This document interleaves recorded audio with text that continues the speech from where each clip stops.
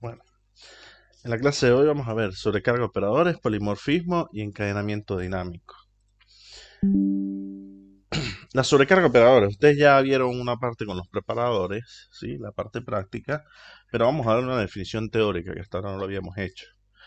Eh, Acá les van a hablar de la palabra clave operator o overload.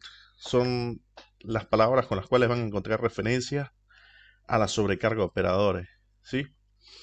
La palabra clave operator declara una función especificando el significado del símbolo de operador cuando se aplica a las instancias de una clase. Complicado desde el principio, pero simplemente les dice, va a declarar una función que va a decir qué significa ese símbolo para la clase. ¿Ok? Cómo se van a comportar las clases cuando tengan ese símbolo o ese operador.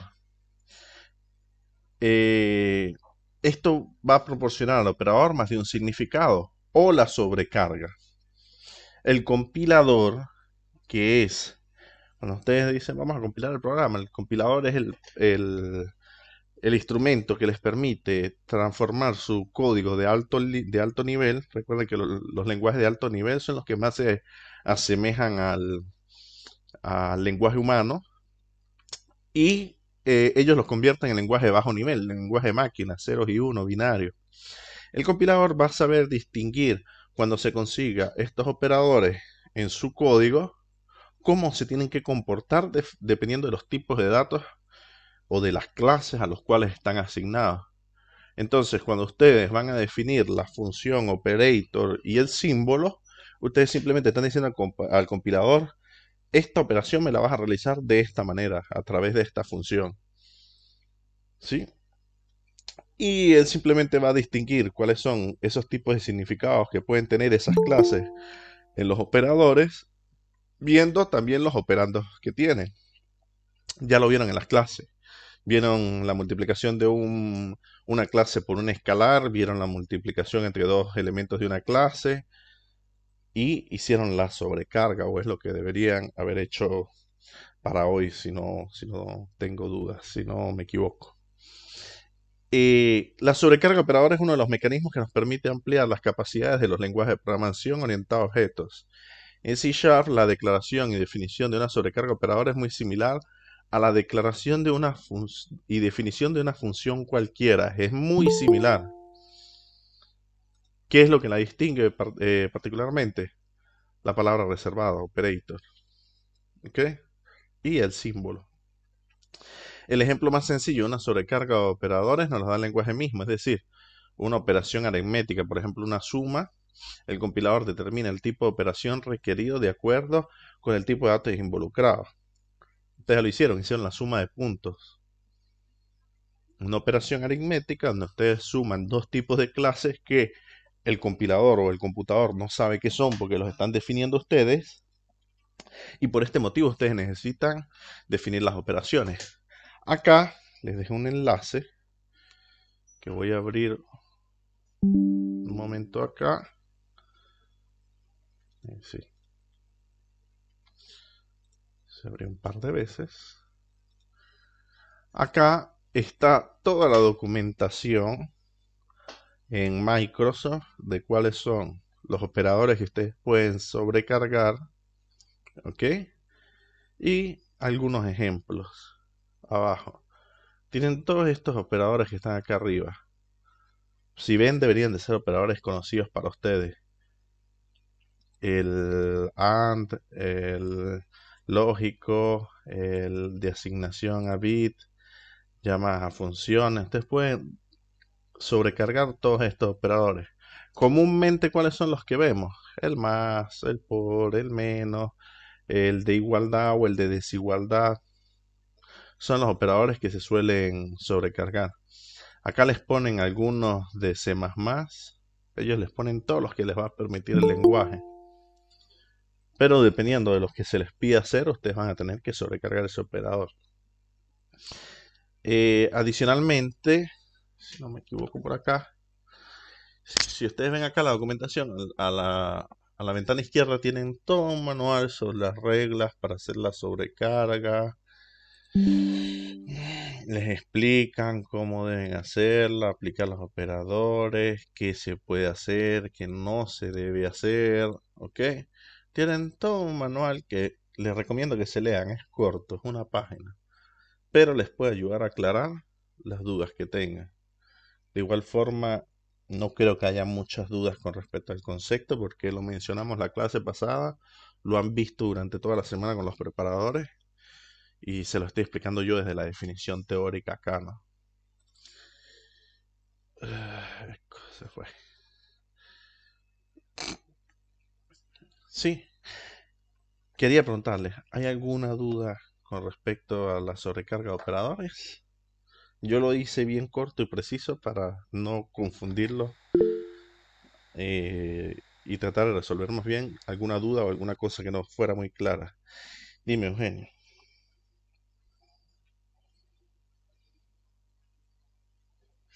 Hablando. Eh, Perdón, ¿se cortó? ¿Se escuchó o no? no, no se escuchó, dime. Ahora sí te oigo. Este, que yo acabo de llegar, entonces no sé qué es lo que están hablando, entonces sí podría repetir rapidito un resumen por arriba. Nada, estamos viendo la sobrecarga de operadores, la definición teórica solamente. Lo Ah, que ok, llevan haciendo perfecto. hace una semana con los preparadores. Estábamos buscando darle una definición teórica para que se entendiera mejor a qué se refiere sobrecargar un operador, pero nada en particular. De hecho, Ok, creo ok. que nadie tiene duda, ¿cierto? Una preguntita. Sí, Según Microsoft se pueden sobrecargar operadores booleanos o desigualdades. ¿Eso cambia en algo de lo que hicimos o es exactamente igual? no te entendí muy bien la pregunta. Me estás diciendo que si se pueden sobrecargar operadores booleanos. Ajá. Tú puedes sobrecargar la forma en la cual se hace la desigualdad o la igualdad. Tú puedes decir que dos puntos son iguales y su coordenada X y su coordenada Y son iguales, pero tienes que comparar las dos. Entonces, si tú tienes tu clase punto 2D que tiene coordenadas en X y Y, cuyos valores son iguales, tú sobrecargando el operador puedes decir si punto 1 X, el atributo X del punto 1 y el atributo X del punto 2 son iguales y el atributo Y del punto 2 y el atributo Y del punto 1 son iguales, para ti los dos puntos son iguales, tienen la misma, están en el espacio en el mismo sitio. Y allí puedes devolver que la igualdad es true. Si alguno de los dos son diferentes, devuelve false. Pero como te digo, depende de el criterio que tú le das a la clase. Tú puedes decir que dos personas son iguales si a ti no te interesa ninguno de sus datos anagráficos de su registro, de su representación, sino solo la edad. Y tú puedes decir que dos personas son iguales por la edad. O dos personas pueden ser iguales si tienen el mismo nombre. O dos personas pueden ser iguales si nacieron el mismo día. Eso lo defines tú. Por eso es que está la sobrecarga. Tú le dices al computador cómo se va a comportar al momento de hacer esa verificación. Ok, muchas gracias. De nada. ¿Más nadie tiene dudas? Seguimos adelante. Ok. Ahora, polimorfismo. Nosotros empezamos en la última parte de la clase práctica de la semana pasada a ver un poco de polimorfismo. Yo les mencioné, esto es polimorfismo. Pero, ¿qué es? ¿Qué tipos de polimorfismo hay? ¿Cuál es su definición? Es la siguiente. En programación orientada a objetos, el polimorfismo se refiere a la propiedad por la que es posible enviar mensajes sintácticamente iguales a objetos de tipos distintos. Sintácticamente iguales quiere decir que se escriben igual. A objetos de tipos distintos, son clases diferentes. ¿Ok? Recuerden que la clase es el tipo, el objeto es la variable, pero acá les está haciendo referencia a dos objetos de clases diferentes que ustedes pueden ejecutar una función que se llama igual. Y el polimorfismo se los permite porque la clase sabe qué tipo de dato es y qué función va a ejecutar. Le dice, el único requisito que debe cumplir los objetos que se utilizan de manera polimórfica es saber responder al mensaje que se les envía. ¿Y cómo saben ellos responder? Tienen que tener una definición del mensaje que ustedes les están enviando. ¿Ok? Por ejemplo, hagamos un ejemplo muy básico sin necesidad de hablar de clases. No es polimorfismo, porque el polimorfismo es para la programación orientada a objetos. Pero un ejemplo básico sería, ustedes pueden mandar un mensaje que sume dos enteros o que sume dos flotantes y el computador sabe distinguirlos. Por mensaje se refiere a una instrucción. ¿Ok? Y el compilador sabe que los enteros los va a sumar como valores enteros, mientras que para los decimales tiene que sumar la parte entera con la parte entera, la parte decimal con la decimal. Si la decimal pasa a ser un entero, lo suma a la parte entera. Si está claro, están haciendo la misma operación sobre tipos de datos distintos. Bueno, la programación orientada a objetos está hecha para que ustedes puedan realizar eso. Puedan llamar a una función imprimir de una clase y la haga está escrita igualmente, pero viene ejecutada de forma diferente para cada uno de los tipos según ustedes definieron esa función. O sea, la clase debe saber cómo responder a esa instrucción, a ese mensaje que se les envía.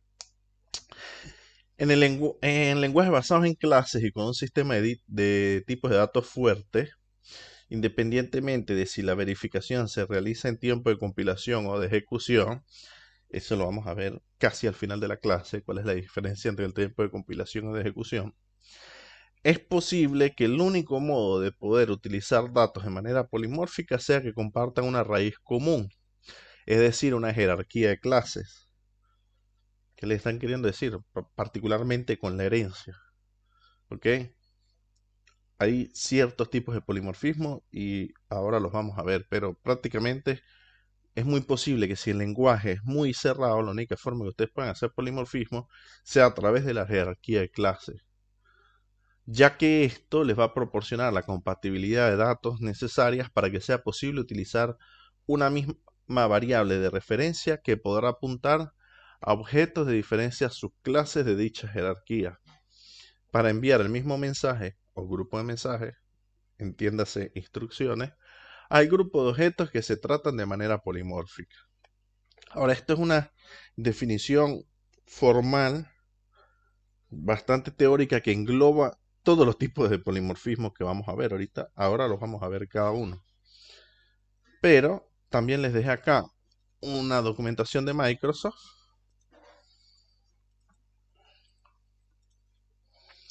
de polimorfismo. Está toda la definición de igual manera, pero se van a dar cuenta que uno de los ejemplos que vimos acá ya los hicimos en clase. Clase figura tiene distintas propiedades porque la que hicimos en clase la decidí yo sobre la marcha, pero tiene un método virtual, que son los métodos que vienen redefinidos. Recuerda cuando les dije de virtual que esto era polimorfismo. Tiene un método virtual que está destinado a que sea redefinido en las clases que van a heredar de figura, shape, y va a escribir o va a dibujar ese objeto, esa figura. Luego se crean clases, círculo, rectángulo, triángulo, que heredan de figura, y dentro de la definición de esas clases se redefine el método base, que es draw, con la palabra override. ¿Qué quiere decir? Sobreescribir. Y él sobreescribe su método base y puede hacer cosas particulares para cada una de las clases que hereden. Eso es polimorfismo. ¿Por qué? Porque si ustedes realizan esto que está acá más abajo, ignoren lista, realizan 3 instancias de la clase y ejecutan la función draw de cada una de esas instancias de la clase, cada una les va a imprimir dibujando un círculo, dibujando un rectángulo, dibujando un triángulo. ¿Ok? Es exactamente lo mismo que hicimos en la clase que vimos las figuras geométricas. Eso es polimorfismo. Se usa el mismo nombre de diferentes clases, círculo, rectángulo y triángulo, que heredan de una misma clase. ¿Ok? Cuando ustedes declaran sus clases como nuevo rectángulo, nuevo triángulo, nuevo círculo, cuando llaman a la función dibujar de cada una de esas clases, sencillamente él sabe cómo comportarse a través de la definición. Él recibe un mensaje o una instrucción que es draw y cada clase sabe cómo se va a comportar, a pesar de que ustedes la llamen con el mismo nombre, ¿ok? ¿Queda claro? Sí. Sí, Ok. Esto de acá, listas, for each, los vamos a ver un poco más adelante. Es la parte divertida del lenguaje. Pero sencillamente, imaginen que acá tienen una variable de cada tipo, ¿ok? Ya estos son otras cosas un poco más avanzadas. Quien lo quiera probar, basta que entre en el link, copie el ejemplo tal cual y como está y lo ejecuta. Un for each, se los adelanto, quiere decir para cada elemento que está acá. Y esto es una lista de ese tipo de elementos. Él va, si lo quieren copiar y pegar, él va a ejecutar para cada una de las figuras la función draw. ¿Qué les permite hacer esto? Que ustedes ya pueden crear las cosas así, en pocas líneas de código, y están rellamando prácticamente a todos estos. Recuerden que siempre la idea de la programación en todo esto es ahorrar código, comprimir, encapsular, usar lo menos posible la definición de cada una de las clases y usar el paradigma de la programación en todos estos para ustedes reducir y bajar la complejidad de sus códigos. Volviendo a nosotros,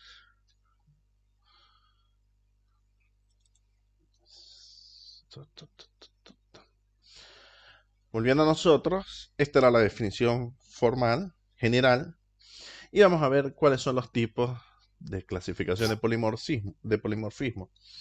Pero antes yo quise ponerles en palabras más simples.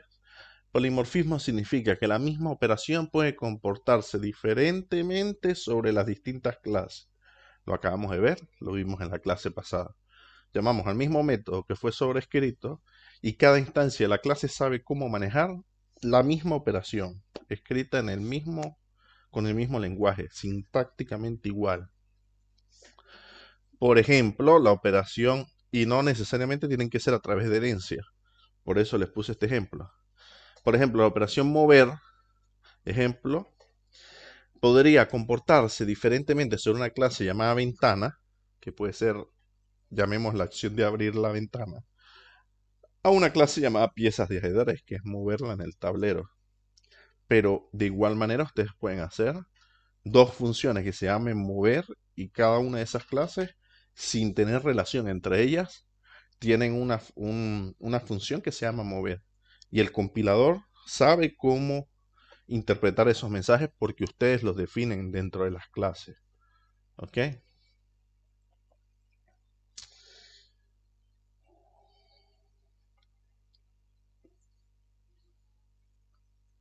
Ahora, es un poquito incluso difícil de explicar por lo mismo. Hay varios tipos, hay una clasificación de polimorfismo, engloba un todo que simplemente lo que quiere decir es que ustedes pueden escribir de la misma forma las funciones, ¿sí? Les pueden dar el mismo nombre en su código, pero vamos a ver ahora particularmente cada una de ellas. El polimorfismo se clasifica en dos grandes clases que son universal y ad hoc, dentro de las cuales existe el polimorfismo paramétrico, el polimorfismo por inclusión, el polimorfismo por overloading o por sobrecarga y el polimorfismo por coerción.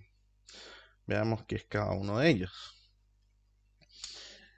El polimorfismo paramétrico se obtiene cuando una función trabaja uniformemente sobre un rango de tipos.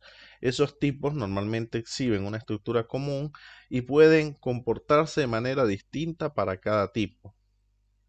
Sencillamente, ustedes tienen una función y dentro de esa función son los parámetros los que deciden cómo se va a comportar esa función.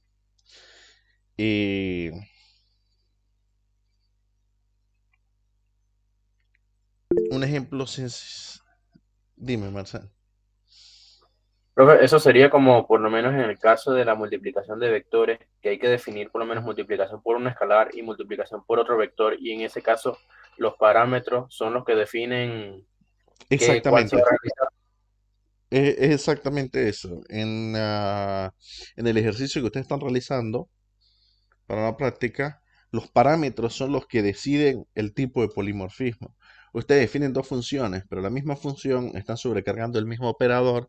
Él sabe, dependiendo del tipo de operador, que en este caso es el parámetro, que le llega, cómo se va a comportar. Va a llamar a uno o al otro, pero las dos funciones, en este caso la función es el operador de multiplicar, es igual. Ustedes lo escriben de la misma forma, pero el polimorfismo es lo que le permite que ustedes escriben las cosas de la misma forma y el compilador a través de los parámetros sabe a cuál de las dos funciones va a llamar. ¿Sí? Sí, Por otro lado, está el polimorfismo de inclusión. Es un polimorfismo utilizado por los modelos de subtipos y herencia. En este polimorfismo un objeto puede pertenecer a clases diferentes que no necesariamente son disjuntas. ¿Qué quiere decir?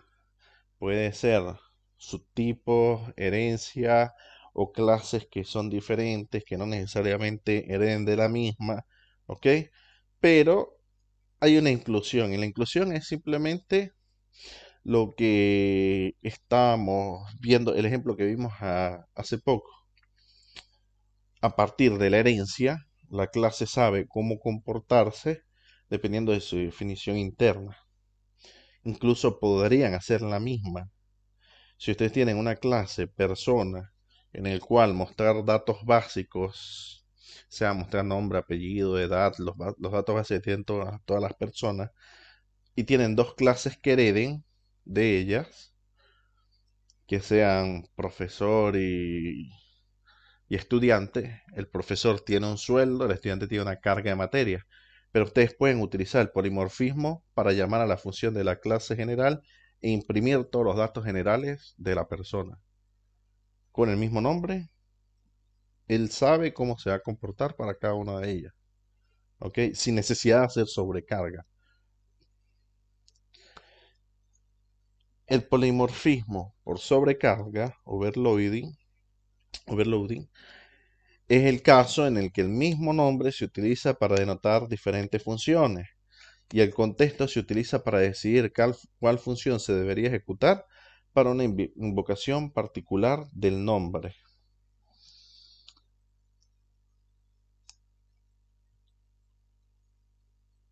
Esto se puede confundir con la sobrecarga de parámetros, ¿ok? Pero yo quiero que ustedes sepan que la paramétrica, la que tenían arriba, el ejemplo que dijo Marcel, que están realizando la práctica, es ese, pero los puede llegar a confundir que ustedes no ven los parámetros entre paréntesis. En la sobrecarga operadora, ustedes no llaman asterisco y le pasan los parámetros entre paréntesis. Mientras que en la que estamos desarrollando ahora, que es la del overloading, es diferente. La primera, la del polimorfismo paramétrico, hace referencia a que yo puedo llamar a una función y definirla de dos formas diferentes pasándoles parámetros diferentes. Y se va a comportar diferente. Él va a saber qué función estoy llamando a partir de los parámetros. El ejemplo más sencillo era el console read line. Ustedes le pueden pasar un string, le pueden pasar un string y un entero, le pueden pasar varias cosas al write line, perdón, a la que escribe. Él tiene varias sobrecargas. ¿Recuerdan cuando les mostré, cuando ustedes escriben una coma dentro de una de las funciones del sistema, él le muestra todas las sobrecargas? Eso es polimorfismo paramétrico, porque dependiendo de los parámetros que ustedes le pasen, si está definida, obviamente, esa función que recibe esos parámetros, él a partir de los parámetros sabe cuál función es la que va a ejecutar.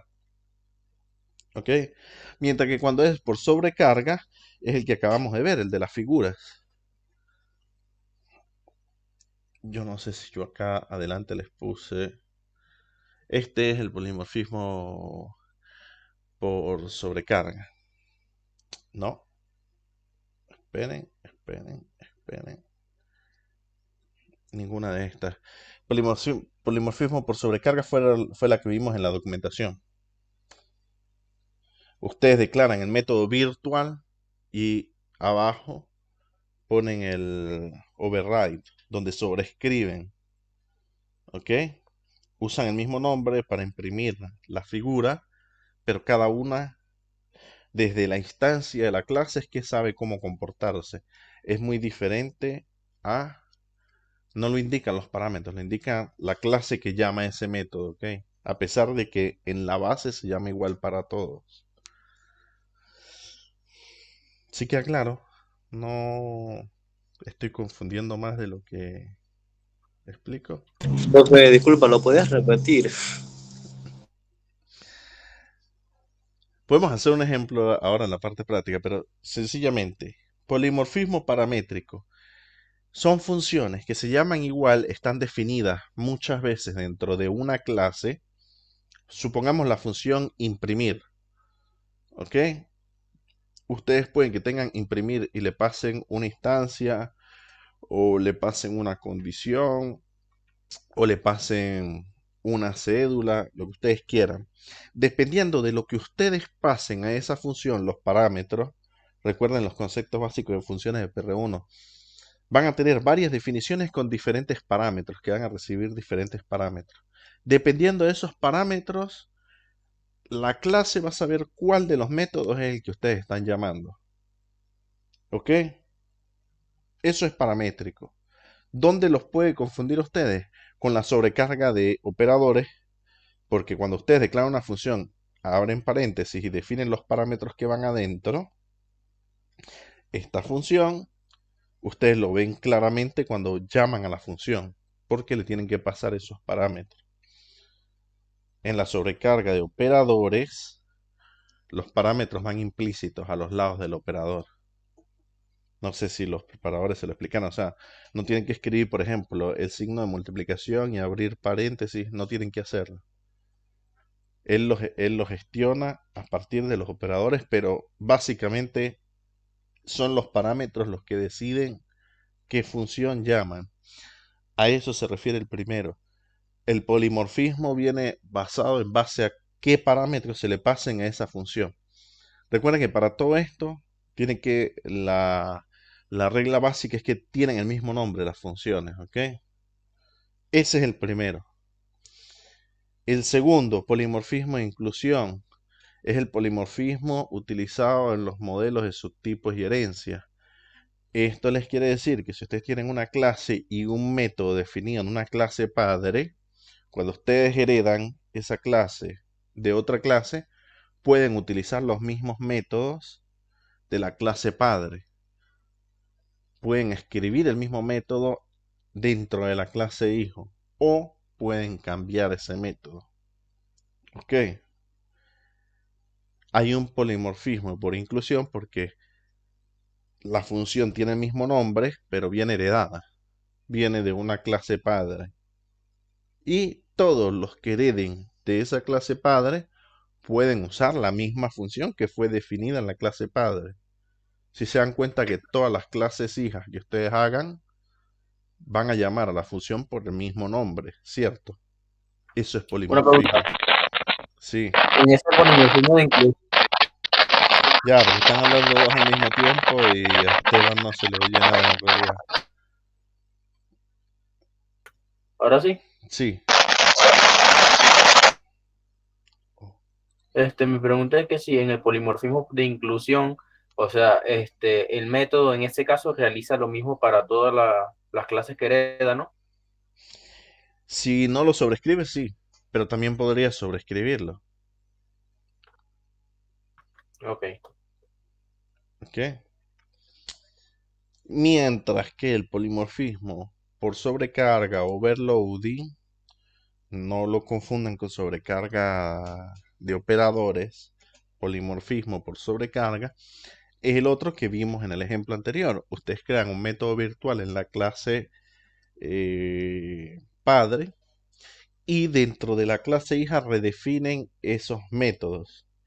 Cada instancia, en este punto, si la primera era por paramétrica y la segunda era por herencia, en este punto no es solo la herencia, porque el método puede estar definido en la clase padre, sino cada instancia de las clases que heredan a lo que ustedes definen el override de la función, son ustedes quienes les dicen cómo trabajar, cómo se van a comportar esos métodos que se llaman siempre iguales.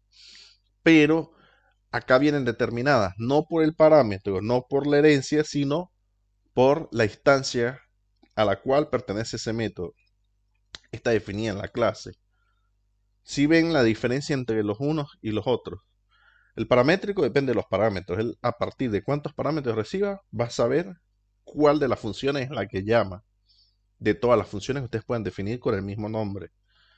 El de inclusión lo hace a través de la herencia. No está definido, ustedes pueden heredar el método en diferentes, pueden heredar una clase que tiene un método en 5 clases y cada una de estas clases puede usar ese método que se llama igual dentro de sus propias clases. Están haciendo polimorfismo, están usando el mismo nombre. El de sobrecarga, además de heredar el método, ustedes pueden sobreescribirlo en cada una de las clases hijas. Por eso se llama overloading. Son ustedes quienes definen cómo se van a comportar en cada una de las clases hijas. Por lo tanto, ustedes están sobreescribiendo, sobrecargando la función. Y él va a saber cuál de todas las sobreescrituras que ustedes hicieron es la que va a utilizar el compilador a partir de quién la llama, a qué instancia o qué objeto, de qué tipo de datos es el objeto que está llamando esa función imprimir, digamos, de la figura, que era el ejemplo que estábamos viendo. ¿Sí? Al usted hacer la sobrecarga, es la clase la que sabe, la instancia de la clase la que sabe a cuál de todas las funciones que ustedes definieron imprimir es la que va a llamar. No va a llamar a la del padre, va a llamar a la del hijo, pero a cuál de todos los hijos, la que pertenece a esa instancia. Si es un círculo, no va a llamar a la del rectángulo, ¿entienden? Y para terminar, el polimorfismo por coerción es una operación semántica que convierte argumentos a los tipos esperados por una función en una situación que de otra forma resultaría en un tipo de error.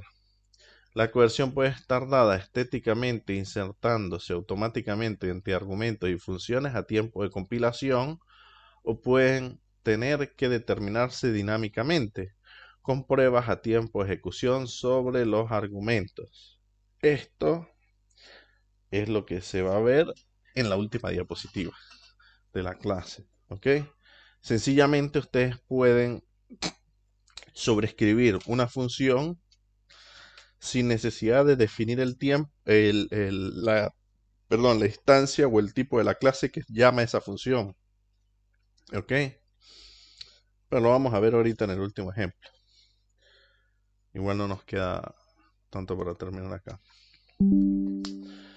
Ahora, primer ejemplo de polimorfismo. Declaramos la función estacionar, que pertenece a vehículo, ¿ok? Obviamente con una imagen de la diapositiva pasada, déjenme mostrarles, que se me olvidó subirles por acá. Déjenme que la busco por acá y se las muestro.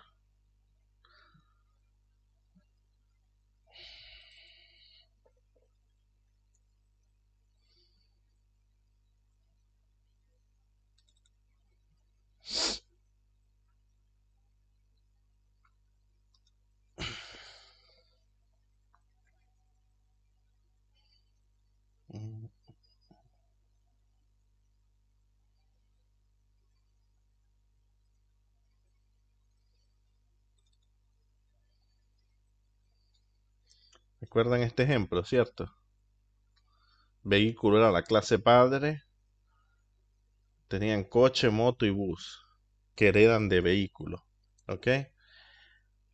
Ahora, uno de los ejemplos de polimorfismo que ustedes pueden tener,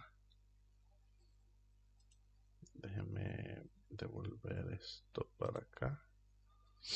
Uno de los ejemplos de polimorfismo que ustedes pueden tener es ese que está allí al fondo, en el cual ustedes declaran una función estacionar que recibe como parámetro un vehículo. Esto es una función paramétrica. ¿Ok? Podemos invocar a la función estacionar para coche, para moto y para bus. ¿Por qué? Porque las tres clases heredan de vehículo. ¿Sí? Mientras no podemos invocar la función estacionar para un tipo mono, que no tiene nada que ver con vehículo, o un tipo entero. ¿Ok? No lo permitiría porque no son una clasificación de herencia de vehículo. El polimorfismo les permite hacer esto. Si ustedes declaran una función para la clase padre, pueden invocar la función en sus clases hijas. ¿Por qué? Porque sencillamente cada una de estas clases hijas está heredando todos los atributos de vehículo. ¿Sí? En el futuro, acá les dice, en el futuro, déjenme poner esta. En el futuro sí podría estacionar van o nave espacial si obviamente las creo y esas clases van a heredar de vehículo. Esto es un tipo de polimorfismo. Declaré una sola función que se llama estacionar que recibe un objeto de la clase padre. Y yo puedo llamar, el lenguaje me va a permitir llamar a esas funciones a través de las instancias de la clase hija. ¿Ok? Otro ejemplo de polimorfismo. Tengo mi objeto persona. Voy a tener mi objeto estudiante que hereda de persona, por lo cual tiene todos sus métodos y los propios definidos en estudiante. Posteriormente voy a declarar mi clase magíster que hereda de estudiante. ¿Qué quiere decir? Que el objeto magíster que yo creé de mi última clase de la herencia tiene todos los métodos de persona, todos los métodos de estudiante y todos los métodos de magíster. Eso es polimorfismo porque puedo reutilizar cualquiera de las funciones que tenga acá, incluso si están sobrecargadas. Recuerden que la programación les permite mezclar un poco cada una de las cosas, de las herramientas que vemos por separado. ¿Ok? Esto le va a permitir que acá tengan una función mostrar, acá la puedan haber sobrecargado y acá la puedan haber sobrecargado de nuevo. O sencillamente definieron una función mostrar con los datos de la persona y la llaman desde el estudiante o desde el magíster. Eso también es polimorfismo. Y acá hay una clase de polimorfismo particular que se llama encadenamiento dinámico. Y con esto, si no me equivoco, terminamos la clase de hoy. Déjenme ver. Sí. ¿Recuerdan cuando les hablaba de la coerción? Es sencillamente esto, el encadenamiento dinámico. Una de las ventajas que promueve el estilo de programación orientado a objetos es la característica del encadenamiento dinámico, también llamado encadenamiento tardío. En efecto, no se tendrían sistemas orientados a objetos sin esa poderosa capacidad. Simplemente la declaración encadenamiento dinámico significa que el sistema encadenará una rutina a un selector para un método particular que esté implantado sobre un objeto clase. ¿Y qué quiere decir todo eso? Sencillamente esto. Yo tengo una clase persona que tiene un método imprimir. Esta clase está declarada como un interface. Las clases interface son un tipo de clases particulares que les van a permitir hacer lo que vamos a ver en la parte derecha. Posteriormente tenemos la clase padre que hereda de persona y tiene su propio método imprimir. También tenemos la clase hijo que hereda también de persona y tiene su propio método de imprimir. Ahora, interface simplemente les va a decir, yo tengo un tipo de datos que tiene estos atributos o estas funciones, pero yo no voy a saber, a pesar de que son ustedes los que programan,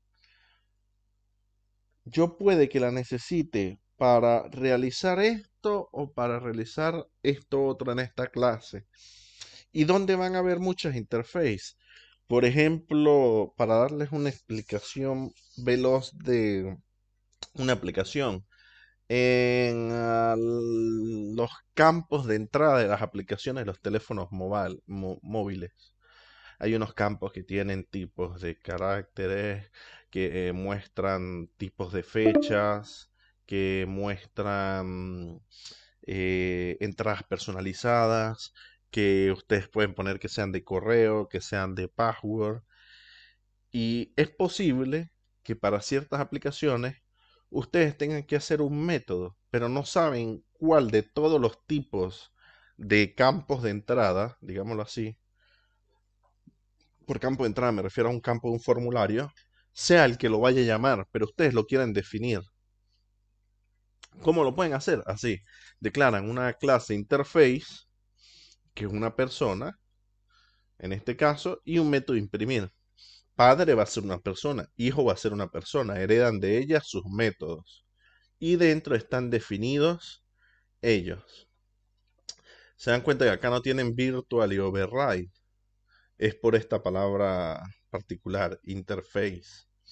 No tienen que especificar que están sobreescribiendo el método. ¿Y todo esto para qué? ¿Qué es lo que les permite? El encadenamiento dinámico. Lo que ven acá a la derecha, miren.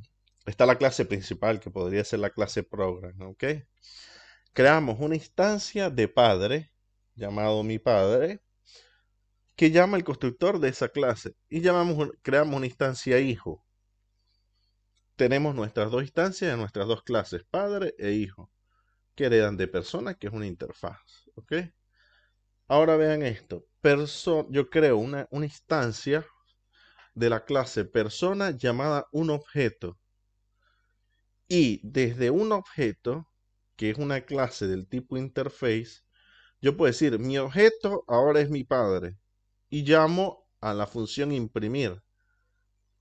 Posteriormente digo, mi objeto ahora va a ser el hijo. Y llamo a la función imprimir. Si vieron que a objeto, que es la interfaz, le asigné las instancias de las clases que le heredaban. ¿Ok? Y a través de ellas llamé a la función que a mí me interesaba, que era imprimir. Si ven acá, el resultado va a ser imprimir en padre y para el segundo va a ser imprimir en hijo. La única cosa que tienen que saber es que esto no se los va a permitir hacer si ustedes tienen diferencias entre las clases. Si un método está definido dentro de las clases que hereden de la interfaz, tienen que definirlo en la interfaz, si no, no les va a dejar compilar. Porque precisamente la clase que va a ser interfaz, que va a representar su objeto de varios tipos de datos, tiene que tener todas las definiciones que tengan las clases que la heredan. Es una clase O muy sea, particular y es una herencia muy particular, pero les permite representar a través de una sola variable varios tipos de objetos. Dime. o sea que si ahí la función principal o la interfaz no tuviera la función imprimir, no funcionaría esto. No, Si fueran funciones particulares de cada una de las que heredan, entonces no funcionarían, pues. no. Ok. Yo esto, a mí no me lo explicaron en programación 2, no me recuerdo haberlo visto jamás. Vi la clase que vamos a ver el miércoles, que es plantillas, pero esto no lo vi. Lo descubrí con las aplicaciones de las aplicaciones móviles, por eso les puse el ejemplo tan particular. Usan muchas interfaces, usan muchos... Ya va que alguien levantó la mano. Usan muchas interfaces, usan muchas definiciones de este tipo para poder representar, sobre todo cuando necesitan hacer algo que es customizado. Un tipo de botón o un tipo de campo que el lenguaje de defecto no lo permite o no lo tiene definido. Si ustedes tienen que ir a modificar un campo de texto que está predefinido por el lenguaje, pero ustedes necesitan un uso particular, tienen que ir a manipular las interfaces del sistema o crear nuevas y tomarse todas las propiedades de las interfaces que están definidas en el sistema. Dime, Eugenio. Dentro de la interfase, ¿solo puede ser void o puede ser cualquier tipo de función? No, cualquier tipo de función, absolutamente. Ok. Después podemos hacer un ejemplo, o les puedo mostrar un ejemplo de cuál es el uso. pero más adelante. Esto en realidad es un uso muy particular, pero tienen que saberlo, tienen que saber que el lenguaje les permite esto. Pero tengo una duda pequeña. Sí, En el ejemplo ese en el que se crea la función en la clase padre vehículo y después esa función se llama en las clases hija, ese es el polimorfismo por inclusión, ¿no? sí, Ok. porque este que está acá, si te das cuenta, el por inclusión le dice que existe una déjame buscar el ejemplo. Subtipos y herencia, utilizados por los modelos de subtipos y herencia. Él les permite pasar la clase padre, si lo definieron en la clase padre, y todos los que sean subtipos de esta clase o herencia, en particular sabemos que heredan todos sus métodos y todos sus atributos, así que él sabe que el coche, además de ser un coche, es un vehículo, porque hereda de vehículo. Por lo tanto, puedo llamar a la función estacionar de un coche. Eso lo sabe el lenguaje. Obviamente, si la clase coche hereda de vehículo. Por eso ponen el ejemplo incorrecto acá. Mono o entero, que no heredan de vehículo, no pueden llamar a esa función. O esa función no puede llamar con ese parámetro que ven allí. Profesor, una pregunta. ¿Sí? ¿Cuál sería la diferencia entre las clases abstractas e interfaces? No, pero si todavía no hemos ido hasta allá, ¿por qué se quiere adelantar y complicar más? Yo ya les estoy dando algo complicado aquí y se van a enredar más para el examen. Después les explico que es una clase abstracta. Dime, Ok, Adrián. ok, ok. Dime, Adrián.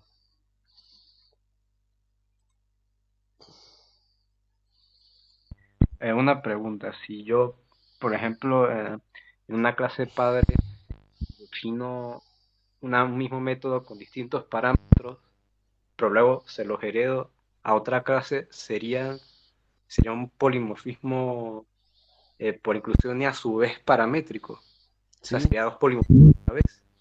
Si defines dos clases que reciban diferentes parámetros. La misma clase que reciba distintos parámetros. No, dentro de la clase padre tienen que haber dos funciones que se llamen igual y que reciban diferentes parámetros.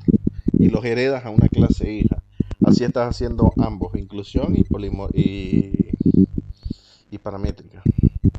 Exacto, eso era lo que quería saber. Bueno, gracias. Sí, sí lo puedes hacer. Dime, Eugenio. Que lo de abstracto es porque en la prepa pasada fue con la clase abstracta. Entonces mi pregunta era como cuál es la diferencia entre la clase abstracta y la virtual. La interfaz.